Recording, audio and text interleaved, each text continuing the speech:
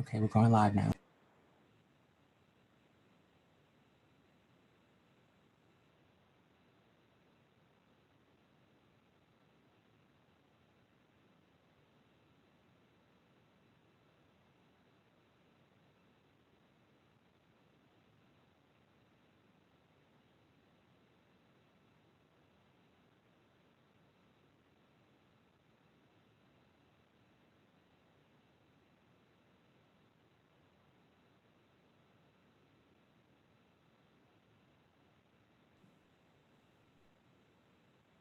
Good afternoon. I'm Jamila Taylor, Director of Healthcare Reform and Senior Fellow with the Century Foundation. Welcome to our panel, Racism and Inequality in the Face of COVID-19. Viruses don't discriminate, but we do. This event is presented by the Century Foundation and the Center for American Progress. Today, we will discuss policies and programs that can improve the health and well-being of communities of color during the pandemic. We will begin with a 25-minute talk, followed by Q&A. During the presentation, we will have our virtual moderators selecting questions for the Q&A, so please include your questions in the chat box.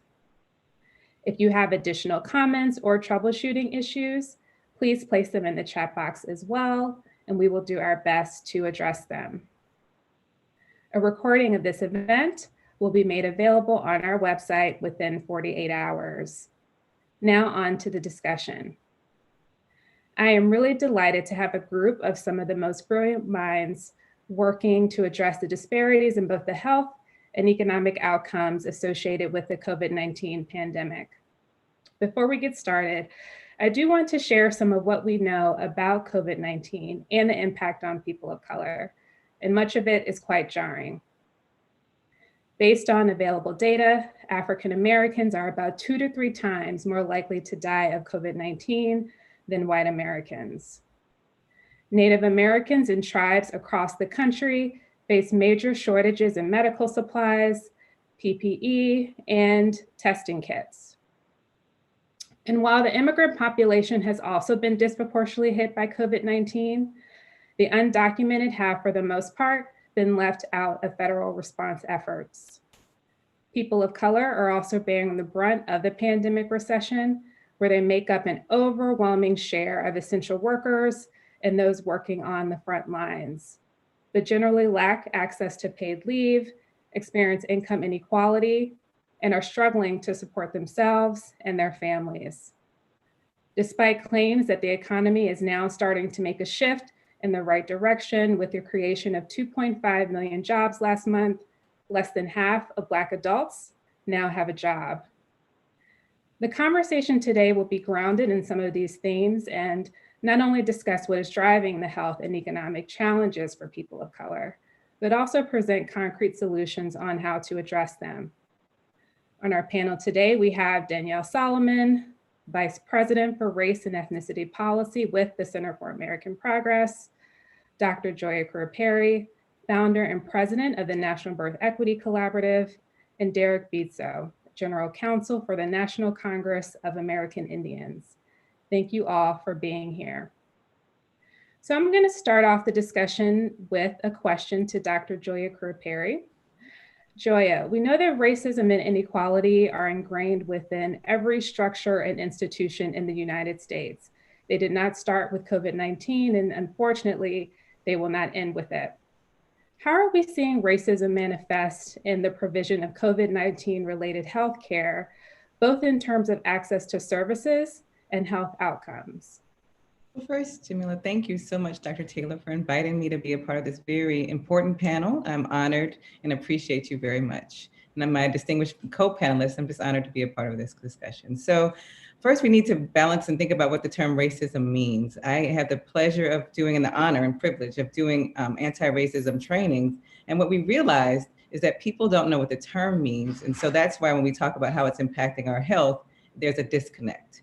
So racism is not a mean word, it's not a slur, it's not me calling you a bad name. There is a historic and a current fact that there is a belief in a hierarchy of human value based upon skin color around the world. And this devaluation or categorization of people based upon what they look like has caused us to create laws and policies based upon that valuation. And so we saw and we knew that was going to happen when it came to COVID-19, that although the media and our public officials were characterizing it as a disease that only impacted China and Italy, and even the beginnings of the crisis, we were seeing the testing was based upon those biases, that in places like New York City, if you had not traveled to China or Italy, you were not able to even get a test, even if you had symptoms of being ill and thought you might be ill with the COVID-19 virus. And so many people, our biases assume that people have passports. So folks would travel to China and Italy, come back to New York City, and then have to eat in the restaurants and be taken care of in the hospitals by Black and Brown and Indigenous folks who don't have a passport, but the virus then attacked their bodies and they became ill without having access to treatment. So those beliefs around the biological nature of race and those beliefs that have inflated our policy making also caused the virus to be able to take advantage and cause harm to our communities. Thanks, Joia. We're also seeing rising rates and disparities in certain pockets of the United States, and this has been highlighted in the media. So vast disparities in New York City boroughs, as well as southern hotspots like New Orleans and Atlanta. What are some of the common factors that are driving disparities in those areas? Well, I don't want us to rush to this conversation around crowded housing and the assumption that only people who live in crowded housing, that's why COVID-19 is there. We know that many of those workers in New Orleans and in New York City, they don't have the luxury that we do to work from home. Only about 20% of Black and Brown workers have access to a job where they can work from home. So when you leave to go on your jogs every day, you might see the people who are on the buses and in the Ubers trying to get to work, they're Black and Brown folks. And so they're coming from the boroughs and the Bronx and the other parts of New Orleans to the parts of the city to take care of other people. And they don't have the protection. They don't have PPE. They don't have access to health insurance. So they've been marginalized economically for generations. They've been marginalized economically and politically, and therefore don't have the resources to be able to be out of harm's way from this virus. And I want to follow up on the question on racism, because one of the things that we're also seeing is we know that nationally, the US is still trying to keep up pace in terms of testing. We still have shortages of testing. We're seeing them in certain pockets of the country. And this is particularly harmful for those that are part of vulnerable populations, including people of color. Some of the stories that we've seen come up in the media also show that people of color have actually been turned away from testing and treatment. So to me, that is a clear sort of indication or manifestation of racism and inequality in the healthcare system. If we want to take a step back and think of how we can address that, what sort of recommendations do you have? Yeah, and so we knew that the death rates, just like in our work together, Dr. Taylor, around maternal mortality, that although the morbidity or the access to treatment and testing, there is a disconnect. But when the people who actually die are even higher rates, and because when you add on racism to the many levels of where you can intercede, by the time you get to the point of death, you've missed many, many opportunities. So to that question, one main opportunity was if we had federalized how we distribute testing. We need a national response. Capitalism is not a public health strategy. Deciding who can afford masks, who can afford to have tests, placing things based upon a competition means that it's not the survival of the fittest. Is the fittest are the people who have money and wealth and resource, not for everyone. So for us to really have a concrete strategy to improve things, we need to have a federal plan, a national plan of where testing is happening, make sure it's based upon data, where it's needed, make sure that we have resources around healthcare access based upon what's needed. We had none of that occur. So all you see is this hodgepodge based upon who has access to wealth and power. That's who got testing. That's who got access to resources. And so then you see a disparate outcome when it comes to survivability. Thank you, Joia. Now, Derrick, I want to go to you. Navajo Nation and Hopi Reservation communities have been hit particularly hard by COVID-19 with a per capita case rate of over 2,500 per 100,000 people, one of the highest in the United States. why are COVID-19 rates so high on Indian reservations? Sure. Thank you, Ms. Taylor, and good afternoon to everybody. Good morning to my West Coasters. Appreciate the question. I think when we ask this question, one of the things that we have to do is frame the discussion around American Indians and Alaska Natives in the United States, with respect to Navajo and other tribes. And I say this because, us as Indigenous people, we self-identify culturally. Like myself, identify as a Diné person, and in my language, Diné Bizad, that means the people. But politically, identify as a citizen of the Navajo Nation. That's the overarching government. That's the overarching sovereign that I'm a citizen of. And so I'm the citizen of the Navajo Nation, the United States, and the state that I live in, Arizona. And so it's important to have that context because really it helps our viewers understand that there's a political relationship between the tribes and the United States. And that political relationship was ratified in different treaties and agreements, which act as contracts between American Indians and Alaska Natives in the United States. On the one hand, the United States, was guaranteed large swaths of land that tribes gave up.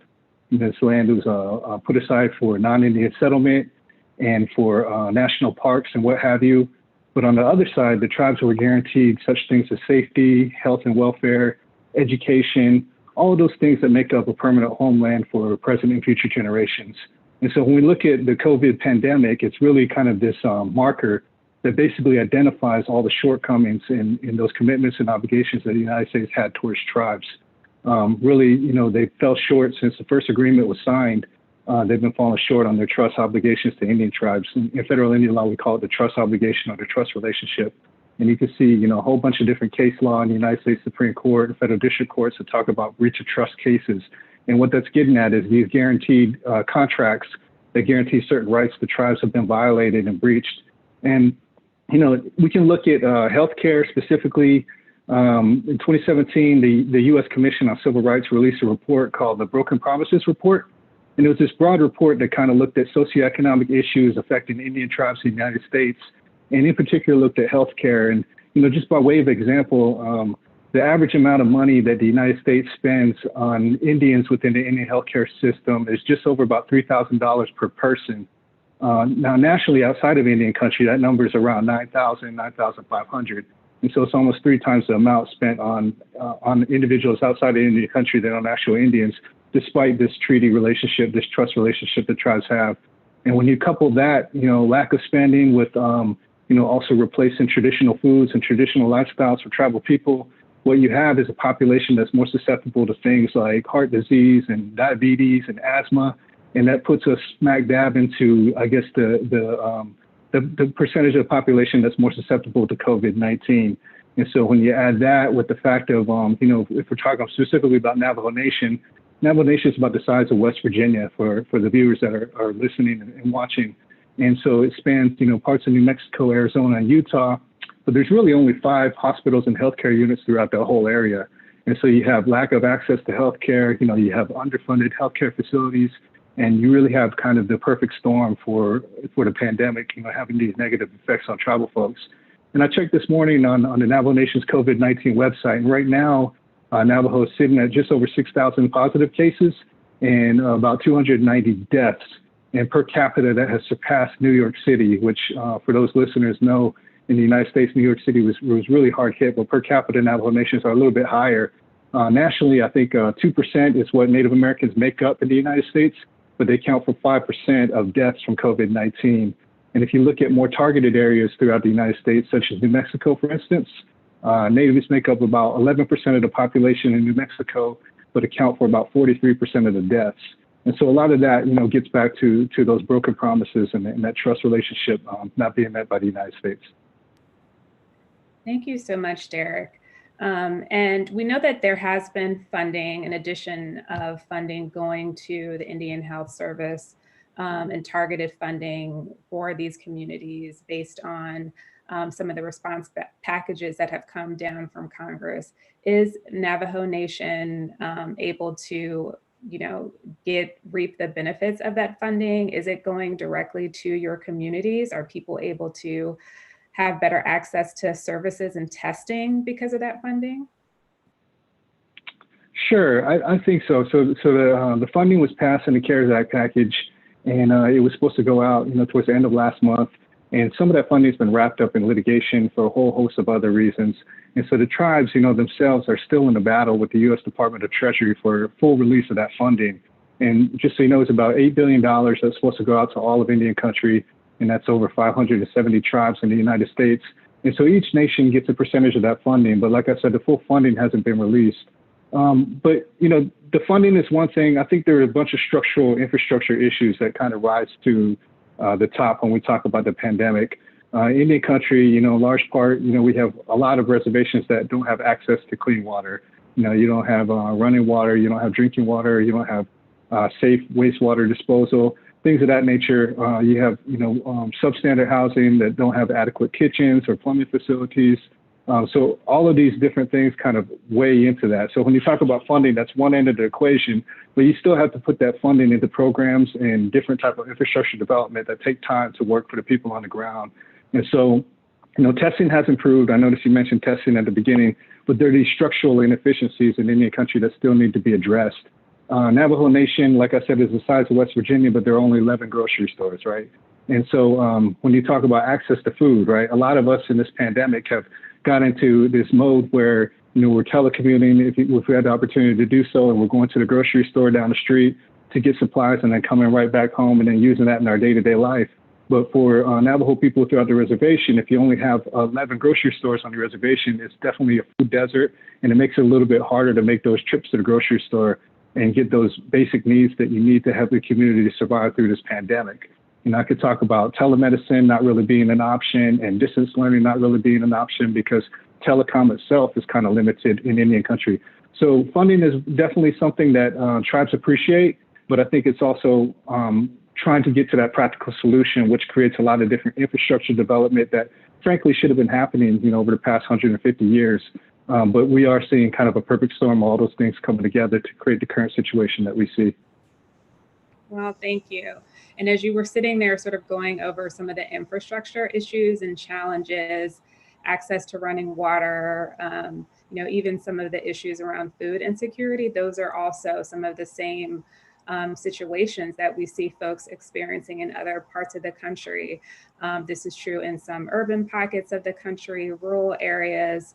And so as we look at the different populations of communities of color, they're actually experiencing similar challenges in terms of infrastructure as well as access issues. So thank you for that. And now I'd like to go to Danyelle with the Center for American Progress. Danyelle, racism is also a factor when it comes to the economic impacts of COVID-19. How has the pandemic recession impacted people of color? Well, thank you, Dr. Taylor, and thank you to my co-panelists. What I am hearing in the conversation so far is really important to zero in on. We're talking about the need to really address structural reform. So pandemics, national emergencies, they shed light on inequality, and that is exactly what we're seeing today with COVID-19. It is providing our country with a clear picture of what inequality looks like in real time, while also exacerbating racial and ethnic disparities that we've seen for centuries across many different policy areas. It's really important, again, and I just really want to make this point so everybody hears it as many times as possible, that the results we're seeing are not the result of individual choices that people are making. They are the result of years of public policy at the federal, state, and local level. You want to talk specifically around the economic impact of COVID-19. It is hitting communities of color harder than their white counterparts. There are a few reasons for that, but I want to talk about two in particular. One is people of color were not doing economically great before COVID-19. There is stark wealth inequality and stark income inequality. Today in America, for every dollar that a Black family holds in wealth, a white family typically holds $10 in wealth. There's a large wealth inequality in America. Why does that matter in this moment? Well, wealth is our best overall economic indicator. It is the thing that allows you to respond to that unexpected emergency. It allows you to move through life seamlessly. Well, we all know that COVID-19 is costing American families money, and it will require them to pull on their resources to weather this storm. Unfortunately, for people of color, they are less likely to have those resources to pull from. We've heard from our co-panelists already that they are being forced to go back to work, right? They're being put in a position to choose between a paycheck and the health of themselves and their family because they have less wealth to pull on. We know through data and research that most American families, and in particular families of color, can't even afford a $400 unexpected expense. And we know COVID-19 is costing families more than $400. It's also really important to note that people of color are overrepresented in service sector jobs. So these are jobs like our childcare workers, our grocery store workers, our home health aides, our restaurant workers. These are jobs that have not been valued in our society. You can actually trace the lack of value in these types of jobs all the way back to slavery. Typically, people who held those jobs were slaves and predominantly now people of color. These are jobs that our society has deemed not valuable, and you see that in the low wages that they are given and the lack of quality benefits that they receive. Again, why does this matter? If you are unable to save money because your wages are low, you are unable to build wealth. If you don't have quality benefits like quality health care, you don't have access to quality health care. These things matter. The other big thing I want to point out is that small businesses owned by people of color have taken an extremely hard hit in the wake of COVID-19. We just found out earlier this week that active business owners overall in the United States plummeted 3.3 million. That's 22% of active business owners. But if you actually dig a little bit deeper in that data, you see a much bigger drop in small business owners of color. There was a 41% drop among African-American business owners, a 32% drop among Latinx business owners, and a 26% drop in Asian American business owners. That's a huge impact, not only on those business owners and their families, but also the community much more broadly. We know that small business owners of color are also serving the community in which they sit in. And so it's had a huge impact, not only on Black and brown families, but also the larger community. Thanks, Danyelle. And what are you telling, policymakers and, as well as those on the Hill and on the local and state level about these plans to reopen the country? As you sat there and eloquently, talked through some of the economic challenges that people of color are dealing with, as well as, some of the direct impacts on businesses and the ability to work and to do so in a safe environment. What are we telling policymakers about the rush to reopen when our frontline workers, our essential workers, don't have the support they need, whether it's PPE, access to testing, or even livable wages in the event that they do fall sick to COVID-19? Right, that's a great question. I mean, first and foremost, we should be leading with ensuring that we're protecting American citizens' health, right? Like, I couldn't agree more with some of the comments that have already been made about ensuring that communities across the country have the resources they need, PPE, beds, equipment, testing needs to be ramped up. All of those things must happen. CAP actually recently did new analysis that found that 28% of workers of color, that's about 21 million individuals, have an underlying health condition that puts them at greater risk if they catch COVID-19 from having a much more severe reaction because they have this underlying health risk. And so it's really important that policymakers put the health of our American citizens before, capitalism and opening up the markets. We also know, and I think my co-panelists mentioned this, less than 1 in 6 Black workers can actually work from home. So that number one public health intervention about socially distancing and, working from home, that is not a viable option for most workers of color. It's 1 in 5 Latinx workers is able to work from home. So it's really important that we don't rush to reopen society, especially when we are not massively testing and tracing to make sure that we can protect our citizens. I think number 2, it's really important for our policymakers, especially on the economic side, to target resources to communities that most need it. We saw with our PPP loan program from the federal government, that money didn't actually get to small business owners of color. They had to actually come back and figure out how to better target those federal dollars to those businesses. Unfortunately, that money is late. And, again, we know that people of color, small business owners of color don't have that wealth, those resources to like wait for that money. And so it's really important that our policymakers are intentional and targeted when they are putting forward public policy. Thanks, Danyelle. Those are all specific recommendations that we can be working on to ensure that they are included in the phase 4 package. Hoping to see that soon. So I want to shift the conversation a little bit and talk about George Floyd. We would be remiss in having a discussion today about racism and inequality and not talk about George Floyd and sort of the environment that we're currently in the context of racial justice in this country. George Floyd tested positive for COVID-19 in April. He was an essential worker who lost his job due to the pandemic. He was a dad, a brother, a son, an uncle, and most importantly, he was a human being and his life mattered. How has his murder and the countless murders and acts of violence inflicted on other Black people at the hands of police and white supremacists connected to the inequality that we see in the COVID-19 pandemic? And this question is for everyone, so please feel free to jump in. You know, I want to get started, so I'm going to start because I also want to lift up Breonna Taylor and some of the other Black women who are part of this movement. As you see, it makes me take a deep breath. Absolutely. The important part is that we watched George Floyd be murdered. The world watched him be murdered. It's not the first murder of a Black person or a Native Indigenous person or any person by the police, but it's one that we vividly watched across the world. And so we could see with our own eyes how the disdain for bodies, the disdain for the disregard and the devaluation of human life was carried out. And so that same devaluation of human life is seen in that violence around policy, is seen when we do things like choose not to have access to testing in the communities that actually need it. Those choices around not having running water on Navajo Nation, that lack of trust with communities between being policed or hyper-policed shows up in the same ways when we have Black mothers who are trying to go to the hospital to birth and are told that they can't have a partner with them when they go.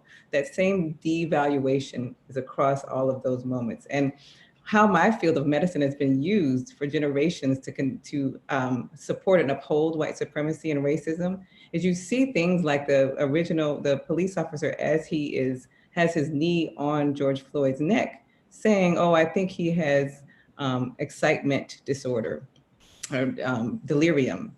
He has a delirium. And that has history of drapetomania, which was a disease that was created at Tulane University, where I trained, which if slaves wanted to escape or looked you in the eye, you could in medical textbooks, you could give them cut off a toe, or you could give them extra lashes or make them sit out in the sun. So we have used healthcare and medicine to harm people. And so that excuse has been used by police officers around the country as a reason why they must continue to keep their knee on the neck of someone as they're being murdered. So we can no longer afford for health and healthcare and public health to be used as a tool of white supremacy to harm communities across the country. I would just jump in and support everything that Dr. Perry just said, but also say, it's really grounded in how our society values us as a people and our common, it should be shared humanity. And I think what was so upsetting and exhausting is the casualness of it and the fact that the officer also knew he was being videotaped and didn't care. Again, taking that deep breath, it's beyond upsetting because we don't just see it here, we see it in policy across areas, right? So it's about how much we are valued in the wages we earn, where we are allowed to live, what type of grocery stores are in our neighborhoods, what businesses will come into our neighborhoods and which ones won't. When we say something is happening, who believes us and who doesn't? Are we valued? And it's very much grounded in anti-Blackness, and it's very much grounded in the lack of shared humanity when we are screaming repeatedly for centuries about all of these harms, right? I am so happy, for lack of a better word, that we are now focusing actually on policing reform when we are talking about criminal justice reform, because for so long we weren't talking about policing reform. We were talking about, second chances and after folks got out, but not talking about policing reform. But I want us also to connect the dots to all of these systems and how all of these systems are about power and about the inability for us to ensure that Black people and people of color deserve the same rights, the same joy as their white counterparts. And I really hope that not only, our fellow citizens, but policymakers make those connections, because it's really critical if we ever want to live up to what America is supposed to be and what people think it is. We've got to do that hard work of connecting those dots and talking about these issues across systems and structures.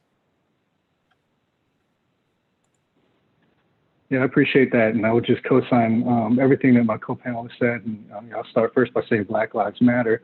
That's, something that we have to say, repeatedly to let everybody know that.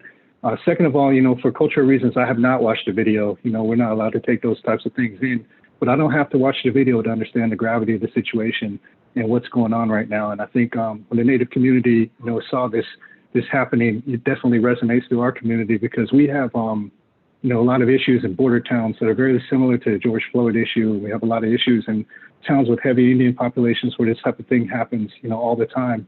And with respect to on reservation, we're dealing with our own inequalities as well, because for those of you who don't know, the way that, law enforcement works on an Indian reservation is very colonially based, and, to the point where tribal law enforcement officers don't have criminal jurisdiction over non-Indians that come onto the reservation and do harm to our people.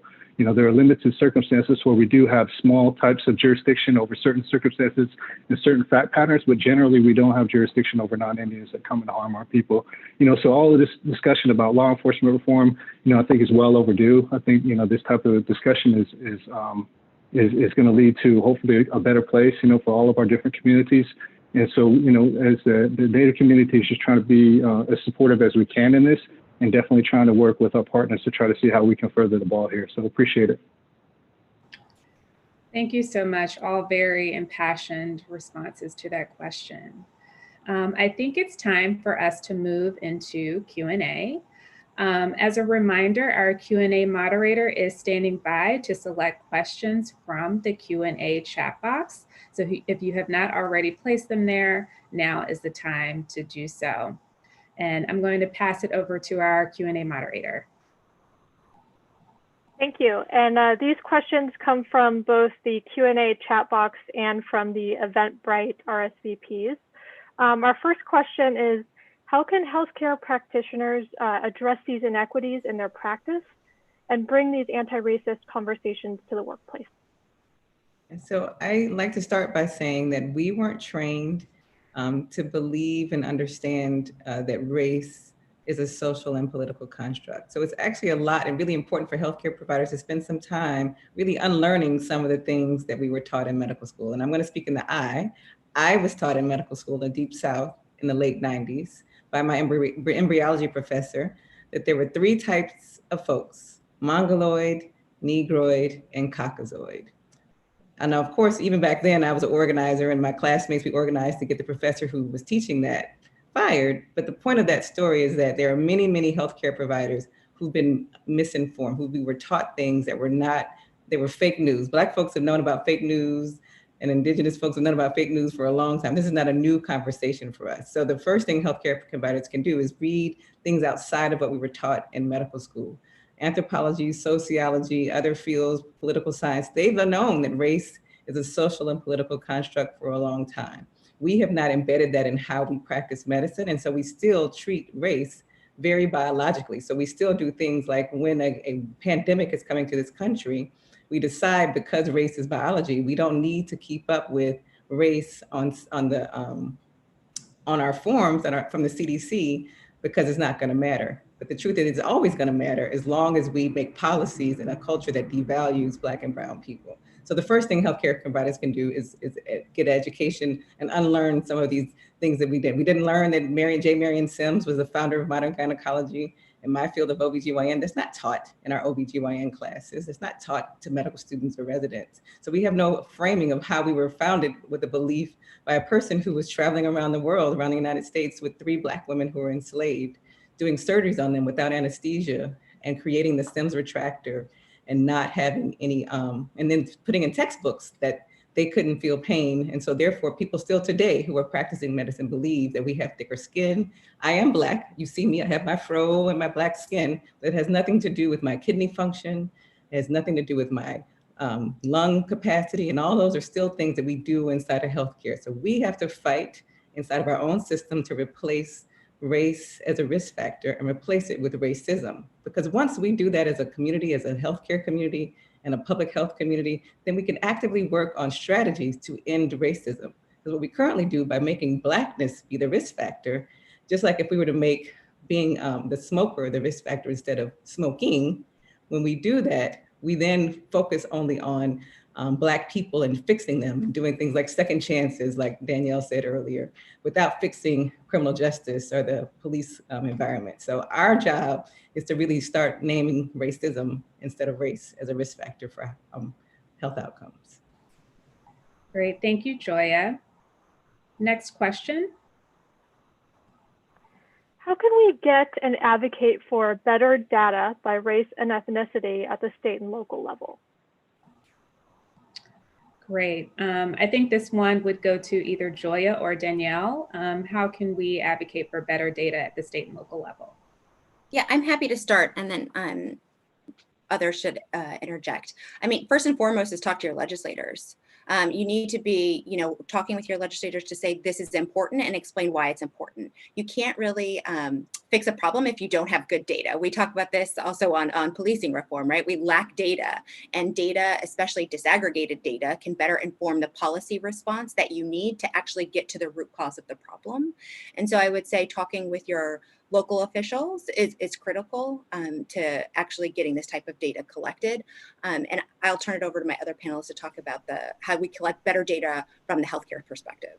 Yeah, so I'm a part of a coalition called the We Must Count Coalition, and we've really been pushing really hard to get more data. We started first with pushing for the CDC to ask for it, because that was really important. Part of the problem was the CDC was not requiring states and cities to release disaggregate data by race. So since it wasn't required, there was no desire, there was nothing that was really making people do it. So now that it's on the forms, that makes cities and states then they're now having to fill out those forms and actually disaggregate the data. So that was a really, we should celebrate that win, because they did not want to do that. So that was public pressure, and people like you, policymakers, really get along with us in the media, pushing forward to make sure that that happens. But now that that happens, honestly, there is no infrastructure really to do it well. We've never taken the time to build a public health infrastructure in the United States. And so by the time you get to our communities, like on tribal communities or Black and brown communities, you really see where that public health infrastructure is missing. And so there isn't the people power in order to collect that data. So we're going to be in a recession for a while. It's time for us to invest in rebuilding our public health infrastructure. We policymakers should invest and spend money on local and state collection of data, looking at data by race, because now that it's an obligation, now we have to meet it with funding to meet that obligation so that we can make sure communities get the resources they need. Thank you. Derrick, did you have anything to contribute to this question? Yeah, I mean, I would just say that data looks a little bit different for American Indians and Alaska Natives. We have basically 3 different healthcare systems that provide service to us. We have the Indian Healthcare Service, which is required to report data that we're talking about. And then sometimes tribes have the authority to take over that healthcare system on their own. So then you have a tribal healthcare system within the reservation. Those tribal healthcare systems are not required to submit data. And then you also have the urban Indian population, which get their healthcare through the urban Indian healthcare providers in cities. And they get their data aggregated with the state level data. So I think where we could start is have a better relationships between the states and the locals and the tribes within their jurisdiction to be able to help get that information from the tribal level and from the urban Indian level and marry that up with the federal level in order to get a better sense of what the impacts are in Indian country. Because like I said, I rattled off a bunch of statistics earlier, but that's just kind of the best, based on the best data that we have available. It doesn't really tell the complete and full picture with respect to American Indians and Alaska Natives. Appreciate the question. Thank you. Next question. Great, and we got this from a lot of people. What can we, the participants on the webinar, the public, do to help? And a related question was, what policies can we be asking of our elected officials to do to address some of the inequities discussed? Great question. Who wants to go first? I'm sure there are lots of ideas out there from you all, also thinking about, what kind of solutions your organizations are developing right now to address this issue. So I'm happy to start. It's a great question. We really think about this in short term and also long term. So in the wake of COVID, short term things, especially on the economic side, that need to be done. We need to ensure unemployment insurance is available and that it's extended. We need to extend any type of moratorium, or we need to extend moratoriums and foreclosures and evictions, right? Nobody should be kicked out of their home and when our nation is in the middle of a pandemic. We need to prohibit negative credit reporting. We need to provide access to capital for minority small businesses. We need to ensure we have paid sick leave. Those are things that are critical right now, right? Like, how do we protect people in the moment while we're dealing with the pandemic?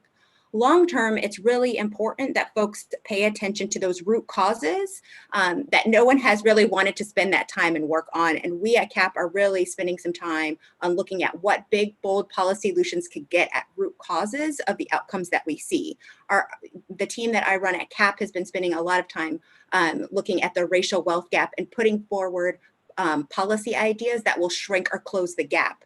We created this interactive last year that mirrored and modeled 5 different bold ideas: baby bonds, fully enforcing the Fair Housing Act, fully funding and enforcing the CFPB, where we have real protections for people who are targeted by predatory lenders. What we found is we could only close the gap by 42% in one generation. While that's great, it still shows that these big ideas aren't enough to close the racial wealth gap, so we're going to need to do more. We actually called for reparations to be on the table when looking at how we close the racial wealth gap. We also need to look at, what does it mean to have a livable wage, right? Not just $15, not just $10, but how much money do people need to live life in a way that is healthy, where they are not choosing their rent over food on the table? What does that look like? Ensuring people have access not only to healthcare coverage, but the quality of care that is available to them in their community. We need to ensure we have robust civil rights enforcement that is actually enforced. The amount of money that our state and local governments put towards civil rights enforcement versus law enforcement, for example, is very different, and really looking at how budgets and where our money goes reflects the values that we have. And we also need to figure out how we reduce debt burdens on families and individuals. Americans have a lot of debt. People of color have a lot of debt. And even when people of color have less debt, their debt costs them more because of racism, for lack of getting into too much detail. And so we really need to look at structures to ensure that we are getting at these root causes, so the next time our country faces a pandemic or an epidemic or just a national emergency, we can actually respond in a better way than what we've seen today. Great, thanks, Danyelle. Would Derrick or Joia like to add anything? I can add. I think it's important for us to think about what you can do as an individual, and then what you could do inside of whatever your locus of control is. And I think for me, I have spent a lot of time learning and reading. So a lot of us are really excited about kind of this new idea as a country and understanding what racism really means, or how gender oppression works, or intersectionality. You're hearing a lot of these terms now. And so really spending some time with self-education, and there's some implicit bias online things that you could take, Harvard Implicit Association test, like all of this information. It's so important for us to spend some time on self, because I feel like people are wanting to run out and save the world. But if you haven't taken the time, especially as our white allies, to take some time to learn on your own, that the information you learned in school, if you didn't learn about redlining in your middle school class, you've missed a lot. So these are things that I have to teach in my anti-racism trainings, because people are not teaching this in normal American education. So it's time for us, read 1619, read how to be anti-racist, read as much as you can, read White Fragility, read all the things, so that you can really be prepared to be a really good ally, because you have information that is not based upon fake news. But it's also important for us to think about, now that we have this kind of information and we understand, know that when you disaggregate data, I usually talk about maternal and child health because I'm an OBGYN. In places like Georgia, the Black infant mortality rate is 13 per 1,000, and the white infant mortality rate is 6 per 1,000. So there is a Black-white gap. But the white infant mortality rate in Portland, Oregon is 1 per 1,000. And it's not because white people in Portland have different genes than the white people in Georgia, or they make better choices than the white people in Georgia. It's because the infrastructure, the policymakers in that state invest in things like baby bonds or early child care or access to education or increase access to higher education. So we need to vote. We need to fight for voting on a local, state, and federal level based upon the interest of all of us. I love being on this webinar with Derrick and others who are not only focused on Black infant mortality or Black work, but really thinking about how all of our root causes, the only people who are winning are really wealthy, land-owning white men. So how do we come together across all of these issues, climate change, reproductive justice, all of them at their root cause? We can't fight each other for which oppression is the worst. We really have to work together to say, how do we build a bigger tent to make sure we believe that health is a right, housing is a right, and we have an election coming up and we need to fight for all of that. Great, thank you, Joia. I do want to pass it to Derrick for any final thoughts. Sure. I would just say, I echo all my co-panelists' sentiments here. I think we really need to educate ourselves. I think the folks that are tuning in here are probably, the type of folks that are really seeking this knowledge and understanding. And so I'd encourage you to have discussions and share that information out. I think there's a lot of things going on in this country right now. The fact that Congress did not take up a 4th COVID care package, to me, is something that's concerning because it included all of the things that Danyelle was talking about. And I think it really put the states in a hard position where they were almost forced to reopen because they weren't getting that federal support to be able to support us at home. And so just understanding what's going on. And I think a lot of people, at least here in Arizona, they think that the state's reopening and they don't understand what's going on. So they think everything's back to normal, but understanding that you still have those duties that you need to take upon yourself to make sure that you're relieving our healthcare providers from unnecessary burden of being overworked, et cetera. I have family members, that are working for the Navy, that are emergency airback individuals that are on the front lines giving out tests at Indian healthcare service providers. And those are the people that I think about every day. And I think, ask your question, what can you do to try to help them? Because it's clear that, without Congress taking action, that we really have to think about how we can help each other. We really have to communicate with each other and try to share information and just kind of organize on a local level and try to hopefully create change in that respect. So, all great questions. I appreciate the audience's questions here. Thank you, Derrick. One thing that I would like to add to that amazing list of recommendations that you all came with is universal health care. Millions of Americans have lost their employer-sponsored health insurance due to the pandemic recession. And I think we are at a point so that we can better be prepared for the next pandemic, that health insurance is not connected to a job or where you live or how much money you have in your pocket. It should be universal for all people. Thank you all so much for attending today's webinar presented by the Center for American Progress and the Century Foundation. And a huge thank you to our outstanding panelists, Danyelle Solomon, Dr. Joia Crear-Perry, and Derrick Beetso. A recording of this event will be made available on our website within 48 hours, tcf.org. And you can also find information there about upcoming events and the work that we are doing in this area and lots of others. Be well, stay safe, and keep fighting